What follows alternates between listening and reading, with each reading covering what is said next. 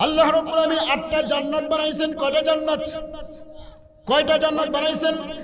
আল্লাহ তাআলা 8টা জান্নাত বানাইলেন।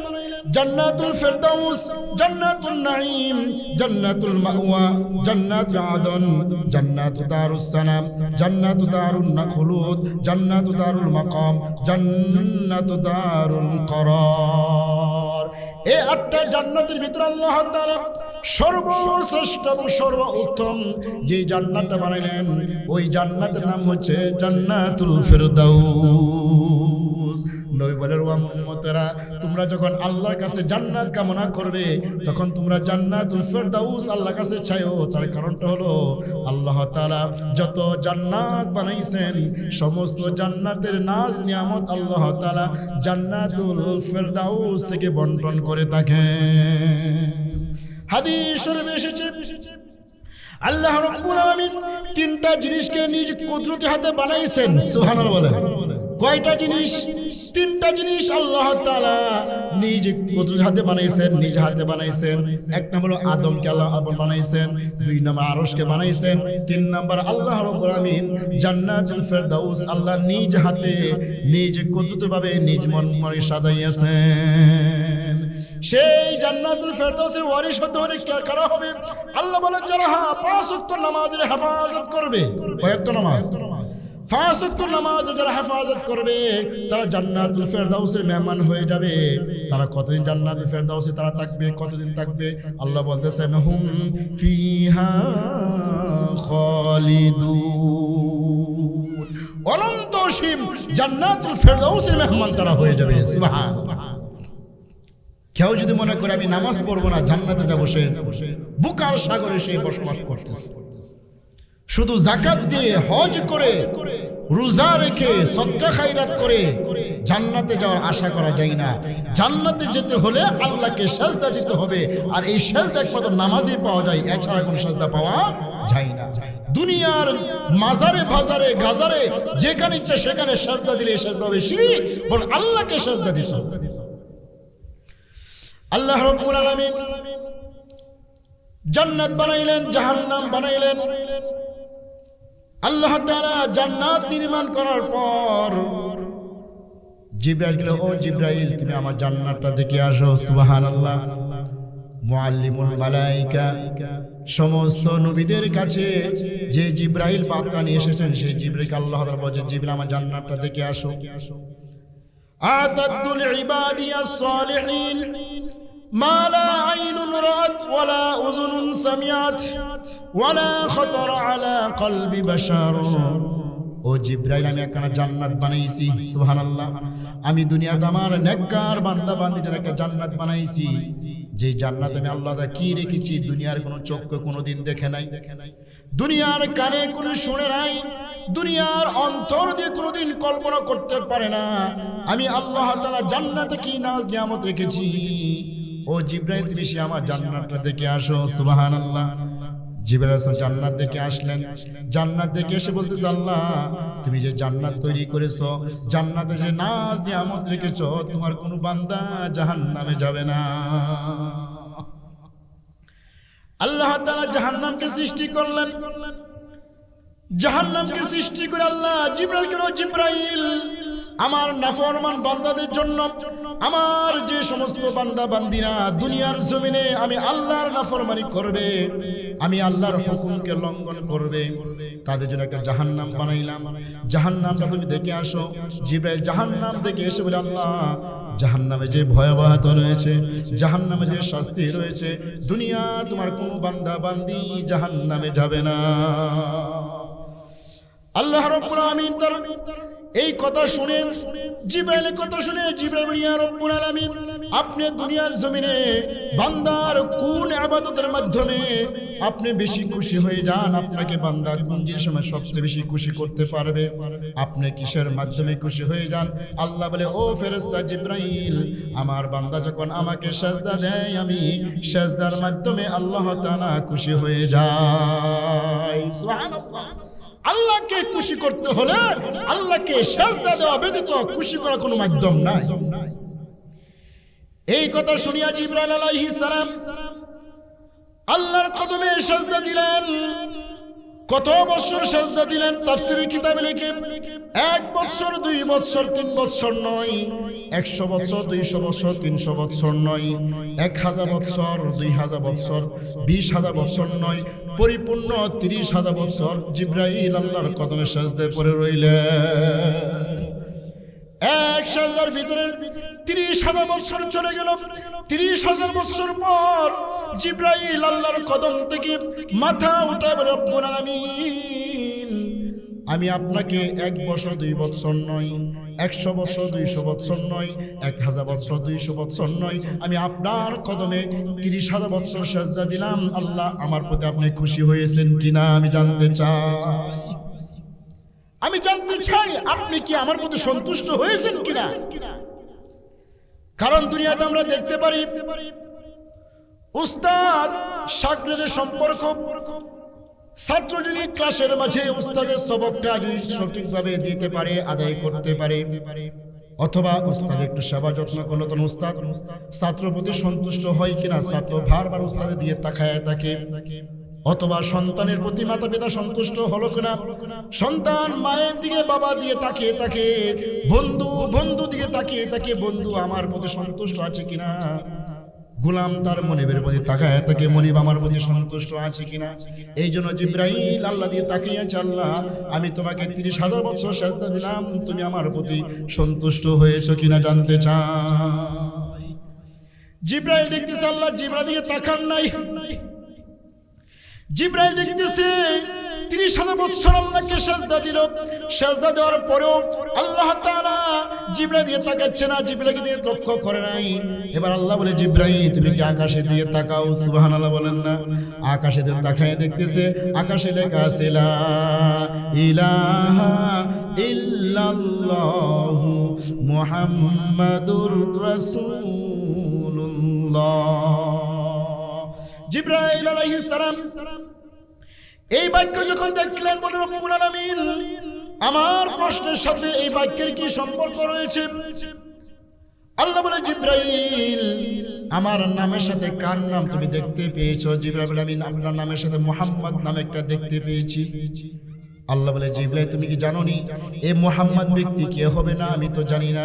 আল্লাহ বলেন, ও জিবরাইল, এই মুহাম্মদ হলো দুনিয়াতে আমি আল্লাহ রাব্বুল আমিন অগণিত মানুষ পাঠাইব, দুনিয়া মানুষ জাতি সৃষ্টি করব, জিন্নাত জাতি সৃষ্টি করব, তাদের হেদায়েতের জন্য আমি আল্লাহ তাআলা অসংখ্য নবী রাসূল দুনিয়াতে পাঠাইব।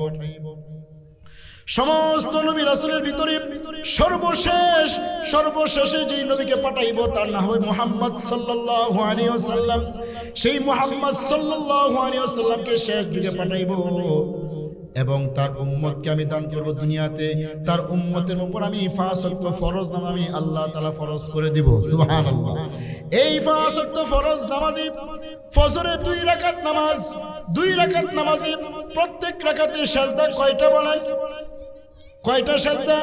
প্রত্যেক রাকাতে 2টা সিজদা আছে। জিবরাইল ওই উম্মতে মুহাম্মাদি 2 সিজদা নয়, একটা সিজদা দিবে, একটা সিজদা দিবে। এই একটা সিজদার দাম কত তুমি জানো নি? জিবরাইল বলে, আল্লাহ আমি তা জানি না। আল্লাহ বলে, ও জিবরাইল, উম্মতে মুহাম্মাদির উপর আমি যে 5 ওয়াক্ত নামাজ ফরজ করলাম, 5 ওয়াক্ত নামাজের এক রাকাতে 2টা সিজদা আছে। একটা সিজদার দাম হলো, তুমি জিবরাইল আমাকে 30,000 বছর সিজদা দিয়েছো। ওই উম্মতে মুহাম্মাদিকে আমি 30,000 নয়, এই 30,000কে 40,000 গুণ বৃদ্ধি করে যে নেকি হবে, এই নেকি উম্মতে মুহাম্মাদির 2 সিজদার এক সিজদার মাঝে আমি আল্লাহ রাব্বুল আমিন তার পরিমাণ সওয়াব দিয়ে দিব। আল্লাহু আকবার। কি ইবাদত আল্লাহ আমাদেরকে দান করেছে। তাহলে আমরা সকলে জান্নাতে যেতে চাই, ঠিক কিনা বলেন? সবাই জান্নাতে যেতে চাই, সবাই জান্নাতে যেতে চাই, কিন্তু জান্নাতে ইচ্ছা করলেই জান্নাতে যাওয়া যাবে না। জান্নাতে কারা যাবে? আল্লাহ কোরআনে বলতেছেন, আল্লাহ তাআলা বলতেছেন, ওয়াল্লাযীনা হুম আলা সালাওয়াতিহিম ইউহাফিজুন।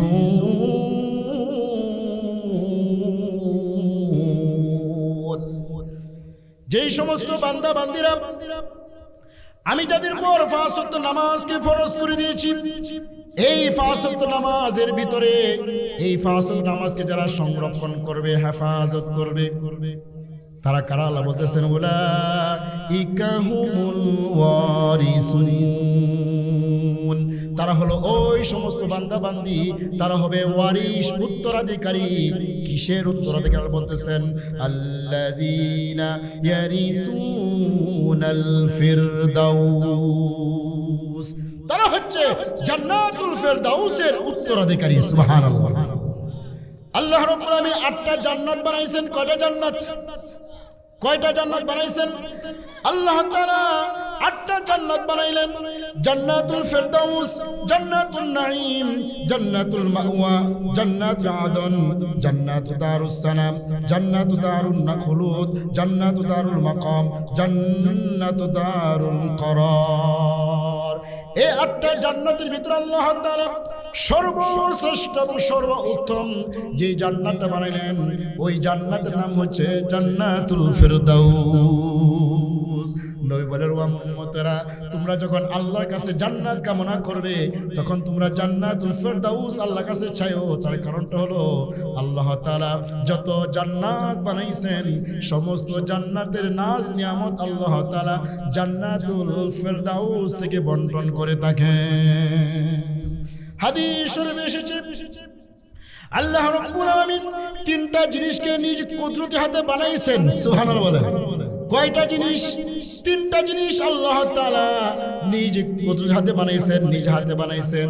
1 নম্বর আদমকে আল্লাহ বানাইছেন, 2 নম্বর আরশকে বানাইছেন, 3 নম্বর আল্লাহ রাব্বুল আলামিন জান্নাতুল ফিরদাউস আল্লাহ নিজ হাতে নিজ কুদরতিভাবে নিজ মনে সাজাইয়াছেন।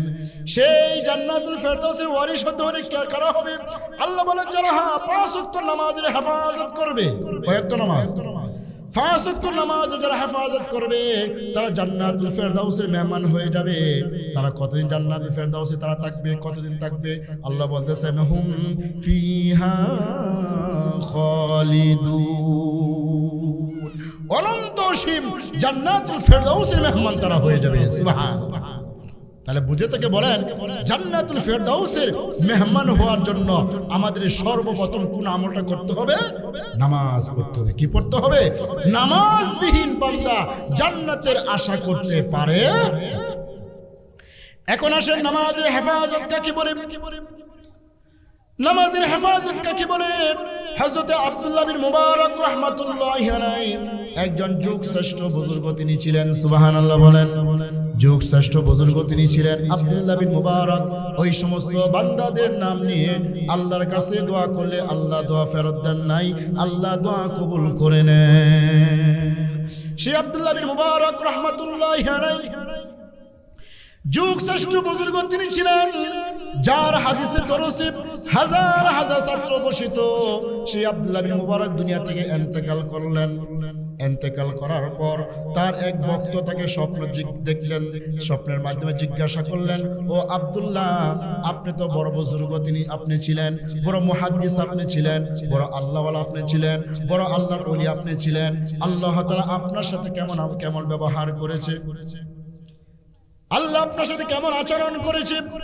আব্দুল্লাহ বিন মুবারক বলেন, আল্লাহ রাব্বুল আলামিন আমাকে তার সামনে উপস্থিত করা হলো। আল্লাহ বলে, আব্দুল্লাহ, আমি তোমাকে ক্ষমা করে দিলাম, তোমাকে মাফ করে দিলাম। সুবহানাল্লাহ বলেন। তবে জানিয়ে রাখো, আমি আব্দুল্লাহ বিন মুবারক চেয়ে আমার বাড়ির পাশে যে খামার ছিল, আল্লাহ তাআলা ওই খামারকে আমার চেয়ে উঁচু জান্নাত দান করেছে।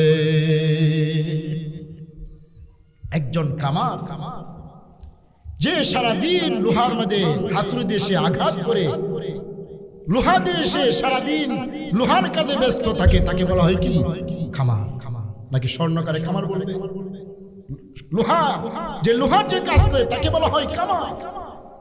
একজন কামারের মর্যাদা জান্নাতে যুগ শ্রেষ্ঠ বুজুর্গ আব্দুল্লাহ বিন মুবারকের চেয়ে উঁচু হয়ে গেছে। তার মধ্যে আমল থাকলে না থাকলে। কোন আমলের বরকতে, কোন আমলের বরকতে আল্লাহ তাআলা তাকে এত জান্নাতের মাকাম তাকে দান করলেন? এই ঘটনা পাকিস্তান একজন বিশিষ্ট বুজুর্গ, সারা বিশ্বের যার খ্যাতি রয়েছে, আল্লামা তকি উসমানী হাফিজাহুল্লাহ তার মালফুজাতে উল্লেখ করেন। তখন ওই আব্দুল্লাহ বিন মুবারককে জিজ্ঞাসা করলেন যে আমার উত্তরে আব্দুল মুবারক বলতেছে আমার বাড়ির পাশে যে কামার ছিল ওই কামার বেচারাকে আল্লাহ তাআলা আমার চেয়ে উঁচু জান্নাত দান করেছেন। সুবহানাল্লাহ। তার পিছনে রহস্য আছে না? আল্লাহর ভান্ডারের কথা শুনিয়া ওই বুজুর্গর ঘুম তখন ভেঙে যায়। ঘুম থেকে উঠে তিনি সরাসরি ওই কামারের বাড়িতে চলে যায়। কি আমল করলো কামার বেচারা? সে তো সারাদিন লোহা দিয়ে আঘাত করে, লোহা দিয়ে বিভিন্ন জিনিস বানায়, ধাও বানায়, খুন্তি বানায়, কাঁচি বানায়, বিভিন্ন জিনিস সে বানায় লোহা দিয়ে। কিন্তু সে কখন ইবাদত বندگی করে, আবার কখন সে এত জান্নাতের মালিক হয়ে কোন আমলের বরকতে জানা দরকার আছে না নাই? ওই লোকটা ঘুম থেকে উঠিয়া সরাসরি ওই কামার বেচারা বাড়িতে চলে গেল। বাড়িতে যাওয়ার পর তার স্ত্রীকে পর্দার আড়াল থেকে জিজ্ঞাসা করে, ওগো আল্লাহর বান্দি, আপনার স্বামী কেমন ছিল? তার স্ত্রী বলতেছে, আমার স্বামী একজন ভালো মানুষ ছিল, তিনি লোহা কর্মকার তিনি ছিলেন, লোহা দিয়ে সারাদিন আঘাত করতেন, লোহা দিয়ে তিনি ধাও কণ্ঠে এগুলো তিনি নির্মাণ করতেন, বানাইতেন, মানুষের কাজে তিনি ব্যস্ত থাকতেন সারাদিন। বলে না, আরো কোনো আমল আপনার স্বামীর মধ্যে আছে কিনা, ওই আমলটা আমি জানতে চাই। এবার ওই খামার স্ত্রী বলে, ওগো আল্লাহর বান্দা, আপনি জানিয়ে রাখেন আমাদের বাড়ির পাশে একটা বাড়ি ছিল, আব্দুল্লাহ বিন মুবারক সবচেয়ে বড় বুজুর্গ তিনি ছিলেন, সবচেয়ে বড় আল্লাহ ওয়ালি তিনি ছিলেন, যুগ শ্রেষ্ঠ বুজুর্গ তিনি ছিলেন। আমাদের বাড়ির পাশে আব্দুল্লাহ বিন মুবারকের বাড়িটা ছিল। সুবহানাল্লাহ। সেই আব্দুল্লাহ বিন মুবারকের বাড়ি আমাদের বাড়ির পাশে ছিল। আমার স্বামী সারাদিন লোহার মধ্যে আঘাত করে, হাতুড়ি দিয়ে লোহার মধ্যে আঘাত করে, বলেন তো শরীর কি ক্লান্ত হয়ে যায় কিনা? বলেন শরীরে ক্লান্ত আসে কিনা? আরাম নিতে শরীর চাই কিনা? সারাদিন কষ্ট পরিশ্রান্ত করার পর বাড়িতে আসার পর আমার স্বামী রাত্রে আসার নাম ঘুমিয়ে যাইতো। আবার যখন আমার স্বামী ঘুম থেকে উঠতো, যখনই উঠতো তখনই দেখতো আব্দুল্লাহ বিন মুবারক তার বাড়ির ছাদের মাঝে দাঁড়াইয়া দাঁড়াইয়া লম্বা লম্বা কেরাত পরে আর আল্লাহর কদমে সেজদা দেয়। আমার স্বামী দেখিয়া আফসোস করতো আর আল্লাহর কাছে কান্নাকাটি করতো, আল্লাহ তুমি আব্দুল্লাহ বিন মুবারককে এত সুযোগ তুমি তাকে দান করেছো, সে সারা রাত দাঁড়াইয়া দাঁড়াইয়া তোমার কদমে সেজদা দিয়ে লম্বা লম্বা কোরআন তেলাওয়াত করে, কিন্তু আমি হতভাগা সারাদিন লোহার উপর আমি লোহার কর্ম কাজ করি, লোহার কর্ম করি, কাজ করার কারণে আমার শরীর ক্লান্ত হয়ে যায়। আমি কিয়ামতের মাঠে তুমি আমাকে এরকম তোমার দরবারে আমাকে দাঁড় করাইও না, আমি উত্তর দিতে পারবো না। এই দৃশ্য দেখিয়া আমার স্বামী আল্লাহ কাছে কান্নাকাটি করতো আর আফসোস করতো। আর কি আমল করতো? তার আরেকটা বিশেষ একটা আমল ছিল। আমার স্বামী যখন ওই মসজিদ থেকে মুয়াজ্জিনের ধ্বনি এসেছে, আল্লাহু আকবার আল্লাহু আকবার, আজানের ধ্বনি যখন তার কানে যখন আসতো, তখন আমার স্বামী যে লোহা উপরে উঠাইছিল, লোহার মধ্যে আঘাত করবে, পিছন দিক থেকে লোহার সামনে আঘাত হাতুড়ি সামনে আনবে, এমন সময় আজানের ধ্বনি তার কানে পাশে বেশি আসলো। ওই লোহার সেই হাতুড়ি সামনে আনে নাই, পিছনে ফেলে দেয়, আর পিছনে ফেলে জামা নিয়ে মসজিদে দৌড়াইতে যায় আর বলে, আল্লাহ মানুষ আমাকে খামার বলিয়া ডাকে, কিয়ামতের মাঠে তুমি আমাকে খামার বলিয়া ডাকিও না, কিয়ামতের মাঠে তুমি আমাকে তোমার বান্দা বলিয়া ডাক দিও। আল্লাহর বান্দার বুঝার বাকি আর নাই। যেই যে আমরা আজকে নামাজে হেফাজত করতো কামার বেচারা, কারণ সে বুঝতে পেরেছে আমি এখন যদি আমার আল্লাহ মহান, আমার আল্লাহ সবচেয়ে বড়, এখন আমি কাজ করি তাহলে আমার কাজটা বড় হয়ে যাবে। আল্লাহ তো এখন সবচেয়ে মহান, আল্লাহর মহান ঘোষণা আমি দিতে পারলাম না, এই জন্য আমার কাজকে আমি ছোট ফেলে আল্লাহকে ডাকটাকে তিনি বড় মহান করে মসজিদে চলে যেতেন, নামাজ আদায় করতেন। এই যে একটা নামাজের হেফাজত তার মাঝে ছিল, এই নামাজের হেফাজতের কারণে আল্লাহ রাব্বুল আমিন তাকে জান্নাতে উঁচু মাকাম দান করেছে। এজন্য ভাইরা, জান্নাতে ঢুকতে হলে নামাজ ছাড়া বিকল্প কোনো রাস্তা কতক্ষণ লাগে রাস্তা জান্নাতে ঢোকা হলো। আমি সংক্ষেপে আলোচনা করতেছি। জান্নাতে ঢোকার আগে আল্লাহ রাব্বুল আলামিন হাদিস শরীফে রাসূলুল্লাহ সাল্লাল্লাহু আলাইহি ওয়াসাল্লাম বলেন, জান্নাতে ঢোকার আগে একটা দুইটা নদী আছে। কয়টা নদী বলেন? দুইটা নদী আছে। আল্লাহ বলে, ও আমার বান্দারা, একটা পুকুরে তোমরা গোসল করো। জান্নাতি মানুষ যখন গোসল করবে, গোসল করার সাথে সাথে জান্নাতি মানুষের চেহারা 14 তারিখের চাঁদের চেয়েও বেশি সুন্দর হয়ে যাবে। তাদের চেহারা, তাদের শরীর 60 হাত লম্বা হয়ে যাবে, আবার সামনে বাড়বে। আল্লাহ বলে, বান্দারে, দ্বিতীয় যে পুকুর আছে, দ্বিতীয় যে ঝর্ণা আছে, ওই ঝর্ণা দিয়ে তুমি পান করো। বান্দা দ্বিতীয় ঝর্ণা থেকে পানি পান করবে। পানি পান করার পর বান্দার আভ্যন্তরীণ যত সমস্যা ছিল, সমস্ত সমস্যার সাথে সাথে ভালো হয়ে যাবে। তখন কোন জান্নাতের মাঝে হিংসা বিদ্বেষ থাকবে না। দুনিয়াতে হিংসা বিদ্বেষ আছে না? কথা বলেন না কেউ? মানুষের মধ্যে হিংসা বিদ্বেষ আছে না নাই? লোভ লালসা আছে না নাই? দুশ্মনী শত্রুতামি ভাব আছে না নাই? আবার মানুষের বিভিন্ন ধরনের রোগাক্রান্ত হয় কিনা? কিন্তু দ্বিতীয় জান্নাতে, দ্বিতীয় পুকুরে যখন মানুষ পানি পান করবে, দ্বিতীয় জান্নাতে পানি পান করার পর মানুষের সমস্ত হিংসা বিদ্বেষ শত্রুতামি ভাব সব দূর হয়ে যাবে। ঠান্ডা লাগবে না, নাক দিয়ে পানি পড়বে না, মুখ দিয়ে লোল পড়বে, লালা পড়বে না, তার শরীরে কোনো পচন সৃষ্টি হবে না, শরীর থেকে দুর্গন্ধ আসবে না, এমন কি তার প্রস্রাব পায়খানাও আর তার হবে না। সুবহানাল্লাহ। বান্দা এবার জান্নাতে ঢুকবে। কোথায় ঢুকবে বলেন? আমাদেরকে জান্নাতে যাওয়ার আগে আমাদেরকে কয়েকটা ঘাটি আমাদেরকে পাড়ি দিতে হবে। কয়েকটা ঘাটি? কয়েকটা ঘাটি আমাদেরকে পাড়ি দিতে হবে। সর্বপ্রথম ঘাটি হচ্ছে কবর। সর্বপ্রথম ঘাটি কি? সর্বপ্রথম ঘাটি হচ্ছে কবর। রাসূল বলেন, কবর রাউদাতুম মিন রিয়াদিল জান্নাহ আও হুফরাতুম মিন হুফারিন নার। কবরটা হবে কারো একটা জন্য জান্নাতের বাগান, অথবা কবরটা হবে কারো একটা জাহান্নামের গর্ত। এই কবরে আমাদের প্রত্যেকের প্রথম ঘাটি হবে কবর। প্রথম ঘাটি কি? কবর। এই প্রথম ঘাটি কবর যার সাথে ভালো আচরণ করবে, কবর যার সাথে সুন্দর আচরণ করবে, এই কবরের ভিতরে যার সওয়াল জবাব সহজ হয়ে যাইবে, আল্লাহ সহজ করে দিবেন, ওই বান্দার আরো বাকি যে ঘাটিগুলো থাকবে, এই ঘাটিগুলো আল্লাহ তাআলা সহজ করে দিবেন। সুবহানাল্লাহ। আমাদের খবরে রাখার পর মুনকার নাকির আসবে, আমাদেরকে প্রশ্ন করবে কিনা? মুনকার নাকির আসিবে, সুয়াল জবাব করিবে, না পারিলে সুয়ালের জবাব শুরু হবে কবরের আযাব। ঠিক না বলা?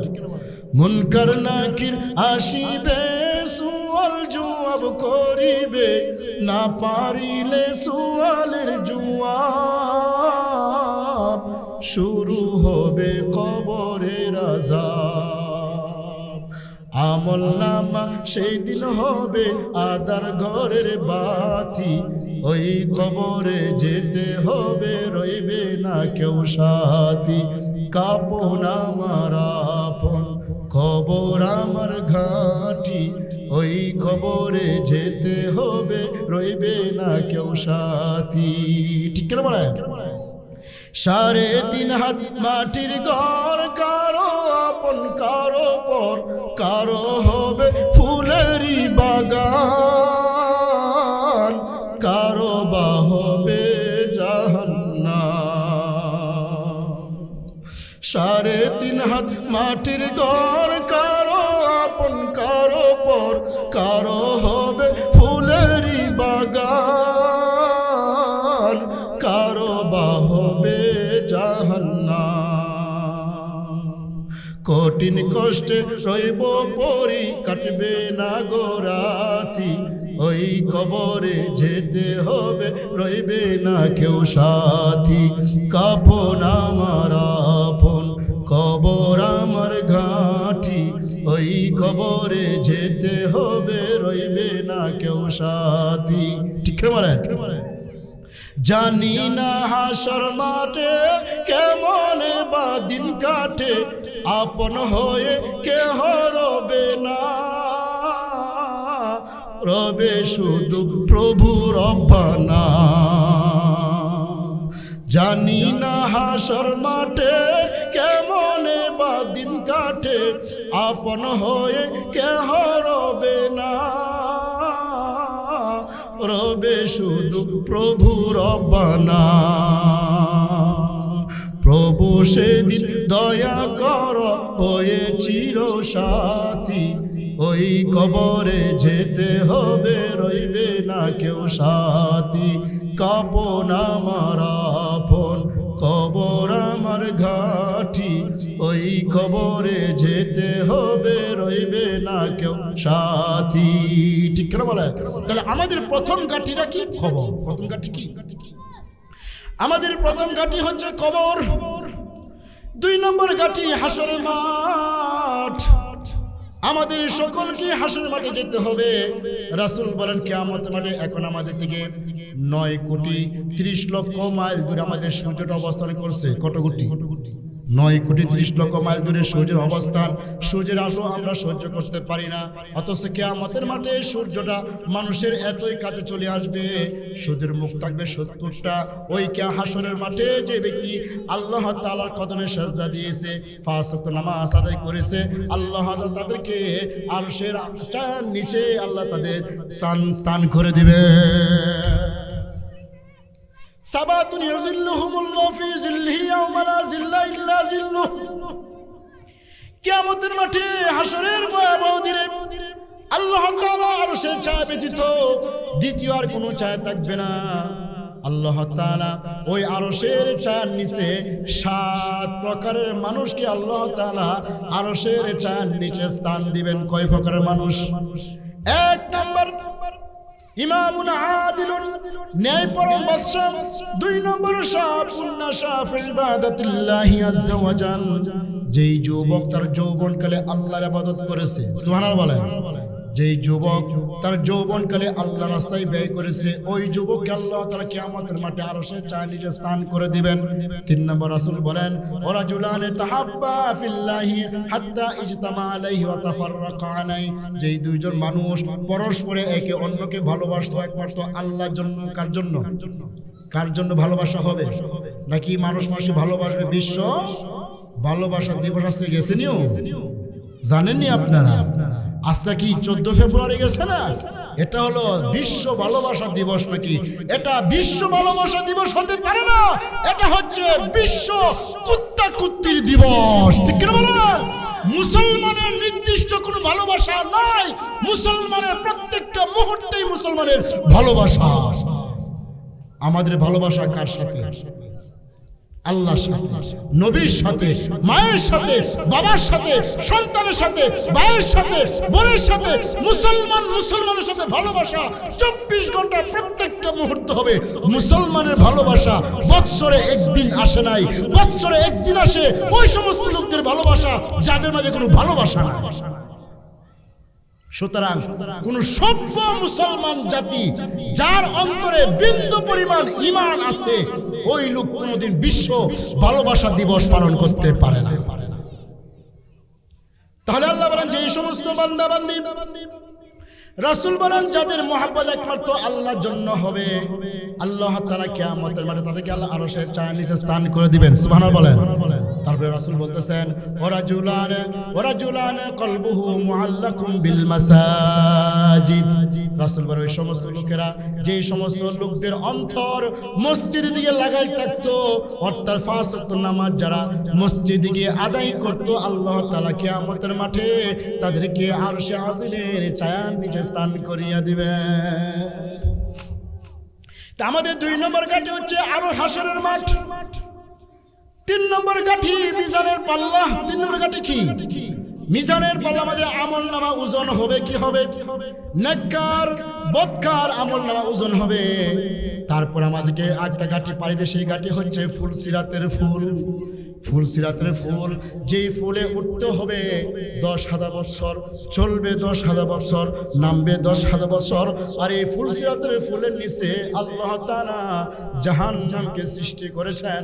যে বান্দা বান্দি ফুলসিরাতের ঘাটি তো বাকি যত কাফের নাস্তিক মুরতাদ আছে, তারা প্রথম ঘাটিতে ধরা পড়ে যাবে। তারা কি? কারণ প্রথম ঘাটি প্রশ্ন হবে ঈমান সম্পর্কে। তাহলে যার ঈমান নাই সামনে সে বাড়তে পারবে না। বেঈমান নাস্তিক মুরতাদ কাফেররা প্রথম ঘাটিতে তাদের ধরা পড়ে যাবে। এবার ঈমানদার যারা যাবে সামনে বাড়বে, প্রথম ঘাটি তারা পাড়ি দিবে। দ্বিতীয় ঘাটিতে যখন যাবে তাকে প্রশ্ন করা হবে নামাজ সম্পর্কে। কি সম্পর্কে? নামাজ সম্পর্কে প্রশ্ন করা হবে। যার নামাজ সঠিকভাবে আদায় করেছে তাকে সামনে যাওয়ার সুযোগ দেওয়া হবে, আর যে নামাজ পড়ে নাই দ্বিতীয় ঘাটিতে সে নিচে পড়ে যাবে জাহান্নামে। সে দ্বিতীয় ঘাটিতে সে শেষ, সামনে বাড়তে পারবে না। এবার 3 নম্বর ঘাটি, নামাজ যারা আদায় করেছে 3 নম্বর ঘাটিতে চলে যাবে। আর 3 নম্বর ঘাটে তাকে প্রশ্ন করা হবে রোজা সম্পর্কে। কি সম্পর্কে? রোজা আমাদের সামনে আসতেছে না, বলেন। রোজা সম্পর্কে প্রশ্ন করা হবে। যারা রোজা রাখে নাই 4 নম্বর ঘাটে যাইতে পারবে না। 3 নম্বর ঘাটে তার শেষ হয়ে যাবে। 4 নম্বর ঘাটিতে যারা যাবে, রোজা যারা আদায় করেছে, 4 নম্বর ঘাটে যাওয়ার পর হজ সম্পর্কে প্রশ্ন করা হবে। যারা হজ করে নাই, মালদার ছিল হজ করে নাই, সেখানেই তারা শেষ হয়ে যাবে। যারা হজ করছে 5 নম্বর ঘাটে যাবে, তাকে উমরা সম্পর্কে প্রশ্ন করা হবে। যাদের উমরা হয়ে গেছে 6 নম্বর ঘাটে যাবে, তাদেরকে আল্লাহ তাআলা হকুল ইবাদ সম্পর্কে প্রশ্ন করা হবে। ভাই 7টি প্রশ্ন করা হবে। সেই ফুলসিতে ফুল ফাড়ি দেওয়ার পর বান্দা জান্নাতে যাবে। জান্নাতে যখন ঢুকবে সর্বপ্রথম বান্দাকে কি দিয়ে আল্লাহ তাআলা আপ্যায়ন করবেন? সুবহানাল্লাহ বলেন না। আমরা দেখতে পারি বিয়ার বাড়িতে যখন স্বামী আসে, বর যখন আসে, বলেন তো বরকে সর্বপ্রথম ফুলের মালা দেয় কিনা? বলেন। আরে বলেন না, কেন বুঝেন না কেন? ফুলের মালা দেয় কিনা? ফুলের মালা দিয়ে বরকে স্বাগতম জানায়। কিন্তু জান্নাতে আল্লাহ তাআলা জান্নাতীকে কি দিয়ে স্বাগতম জানাইবেন আল্লাহ কোরআন দিয়ে বলতেছেন। সুবহানাল্লাহ বলেন না। আল্লাহ তাআলা বলতেছেন ওয়াসিকাল্লাযীনা তাকাউ রাব্বাহুম ইলাল জান্নাতি যুমারা।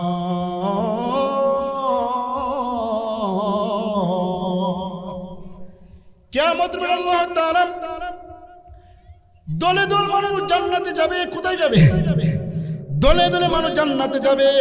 জান্নাতে যাওয়ার পর জান্নাতীরা বলবে, কি বলবে?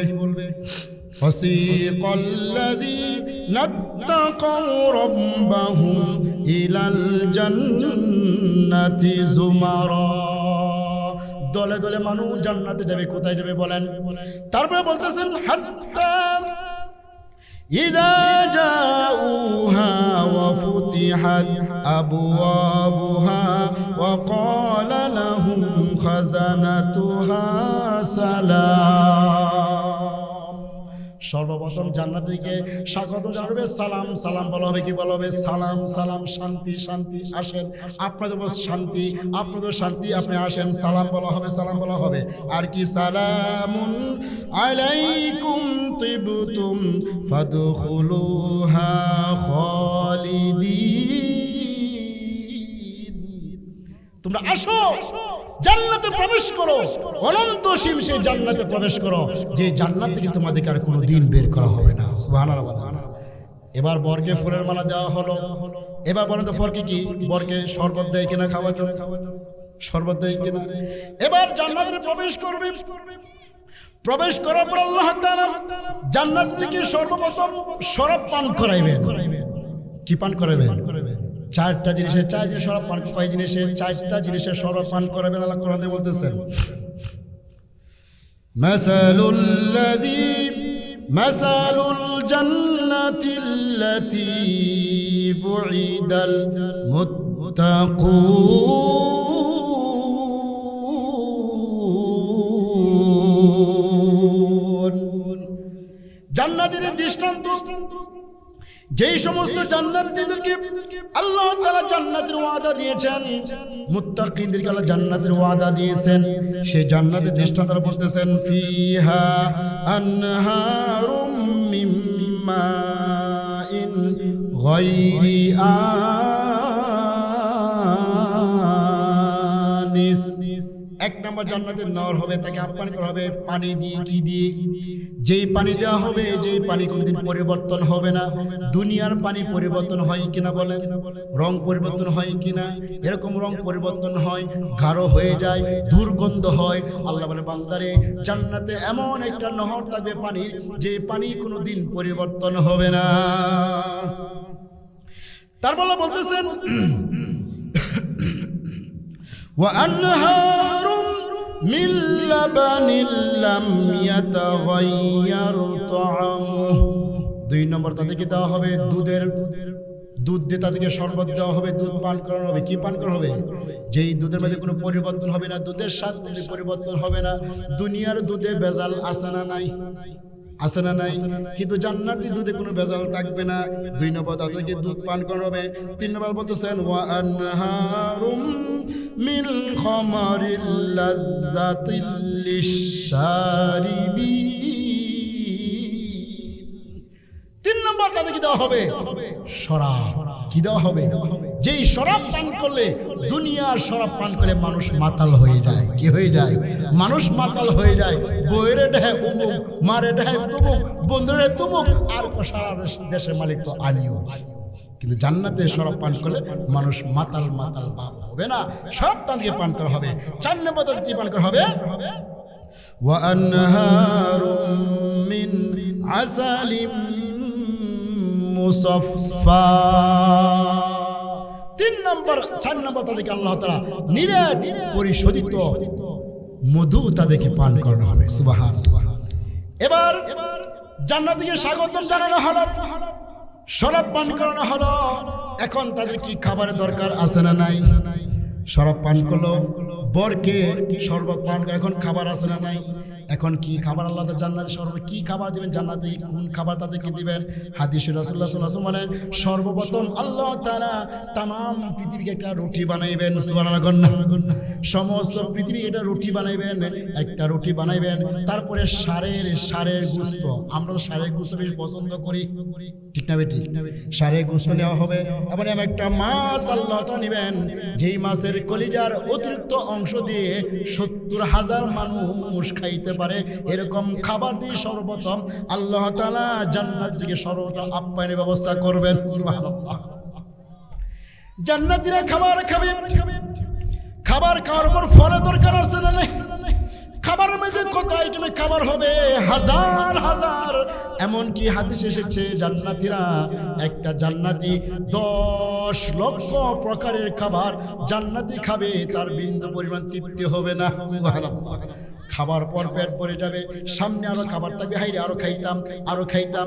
আল্লাহ বলে, বান্দা দে, যেহেতু জান্নাতে প্রস্রাব পায়খানা, কত বলেন প্রস্রাব পায়খানা থাকবে না। এবার বান্দাকে যখন একটা পেট যখন ভরে যাবে, তখন একটা ডেকুর দিবে। আমরা ডেকুর দিই না? একটা ডেকুর দিবে। ডেকুর দেওয়ার পরে মানুষের দুর্গন্ধ হয়, বের হয় কিনা বলেন? কিন্তু জান্নাতীদের ভিতর থেকে এমন সুগন্ধি বের হবে, যেই সুগন্ধি মেশকে আম্বরের চেয়েও বেশি হবে। আমার বন্ধুরা, আমার ভাবারা, এবার জান্নাতে মানুষ কত আশা আকাঙ্ক্ষা করবে। একটা পাখি উড়ে যাবে, কত সুন্দর সুন্দর রং বেরঙের পাখি উড়ে যাবে। আমাদের দুনিয়াতে পাখি আমাদের সামনে উড়ে কিনা বলেন? কত পাখি উড়ে। হাইরে যদি পাখিরা খাইতে পারতাম, মনে মনে আফসোস করি, কিন্তু খাইবার কোনো ব্যবস্থা আফসোস করলে হবে না। ধরতে আমরা পাইবো না, চুলতে আমরা পাইবো না। কিন্তু আল্লাহ বলে, বান্দারে, জান্নাতে তুমি যেমন আশা করবে, তোমার মনে আশা আকাঙ্ক্ষা আসবে। আশা আকাঙ্ক্ষা হওয়ার সাথে সাথে ওই পাখি তোমার কাছে এসে কথা বলবে। সুবহানাল্লাহ। কথা বলবে, ইয়া ওলি আল্লাহ আতাকুলুনি, ও আল্লাহর ওলি, আমাকে খাইবানি। কেন কইব? পাখি বলবে, আতাকুলুনি ইয়া ওলি আল্লাহ, ওগো আল্লাহর ওলি, ওগো আল্লাহর বন্ধু, ওগো আল্লাহর দোস্ত, আমাকে খাইবানি। আম্মা তাবুখান আও মাশবিয়ান, তুমি কি ঝুল বিশিষ্ট খাবে নাকি তুমি ভুনা খাইবে? কোনটা তুমি খাইবা? আল্লাহ তাআলা আমাকে 2টা ডানা দিয়েছে। পাখির কয়টা ডানা বলেন? কয়টা ডানা? আল্লাহ তাআলা পাখিকে 2টা ডানা দিয়েছেন। পাখি বলবে, আমার এক ডানার ভিতরে আছে ঝুল বিশিষ্ট গোশত, আরেক ডানার ভিতরে আছে ভুনা করা, তুমি যা ইচ্ছা তুমি খাইতে পারো। বান্দা ইচ্ছা মতে খাইবে। ইচ্ছা মতে খাওয়ার সাথে সাথে ওই পাখি আবার আল্লাহর হুকুমে উড়িয়া বেড়াইবে। জান্নাতে একটা ফল কত বড় হবে, একটা ফল কত বড় হবে। রাসূলকে প্রশ্ন করেছে, ইয়া রাসূলুল্লাহ, ইয়া হাবিবাল্লাহ, জান্নাতে একটা ফল কত বড় হবে? আল্লাহ রাসূল বলেন, ও আমার সাহাবীরে, জান্নাতে একটা খেজুর কত বড় হয় দুনিয়াতে বলেন? কত বড় হয়? 3 ইঞ্চি, এর চেয়ে বেশি খেজুর পাওয়া যাবে না। সর্বোচ্চ 3 ইঞ্চি একটা খেজুর হবে জান্নাতে। রাসূল বলেন, ও সাহাবীরে, জান্নাতে আল্লাহ তাআলা একটা খেজুরের বিচি হবে কমপক্ষে 12 হাত লম্বা। সুবহানাল্লাহ। একটু জোরে কোন সুবহানাল্লাহ। একটা খেজুরের বিচি যদি 12 হাত লম্বা হয়, খেজুরটা কত হাত লম্বা হবে? একটা কলা কত বড় লম্বা হবে? একটা আম কত বড় হবে? সুবহানাল্লাহ বলতেন না? এবার বান্দার ফল খাওয়ার পরে বান্দা ফল খাইবে, সব কিছু খাইবে, সর্বশেষ আল্লাহ তাআলা বান্দাকে আল্লাহর পক্ষ থেকে একটা বিশেষ একটা ফল উপহার দিবে। সুবহানাল্লাহ। ওই বিশেষ ফলটা নিয়ে বান্দার কাছে যখন ফেরেশতা যাবে, বা ফেরেশতা অনুমতি চাইবে, বা ওই ফেরেশতাকে অনুমতি দেওয়া হবে, ওই ফলটা বান্দার হাতে নিবে আর বলবে, আল্লাহ আমি তো এই ফল কিছুক্ষণ আগে তাই ভক্ষণ করেছি। কুল্লামা রুজিকু মিনহা মিন সামারাতির রিজকা ক্বালু হাযাল্লাযী রুজিকনা মিন ক্বাবল।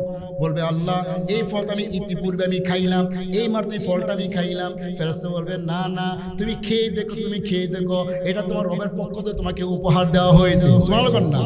আল্লাহর বান্দা যখন ফলটা খাইবে, যত ফলটা খাইবে, খাওয়ার সাথে সাথে ইতিপূর্বে জান্নাতে যত খাবার খেয়েছে, যত রকমের ফল খেয়েছে, যত গোশত খেয়েছে, সমস্ত গোশতের ভিতরে ফলের ভিতরে যে স্বাদ রয়েছে আল্লাহ তাআলার কুদরতি দেওয়া, আল্লাহর পক্ষ থেকে উপহার দেওয়া, সেই ফলের ভিতরে আল্লাহ তাআলা এর চেয়ে বেশি কোটি গুণ স্বাদের ব্যবস্থা করে দিয়েছে। আমার ভাইরা, এই সমস্ত নিয়ামত জান্নাতে রেখেছে। জান্নাতে যেতে হলে কি করতে হবে? নামাজ পড়তে হবে। কি করতে হবে? এখানে আমি জান্নাতে আলোচনা রাখলাম।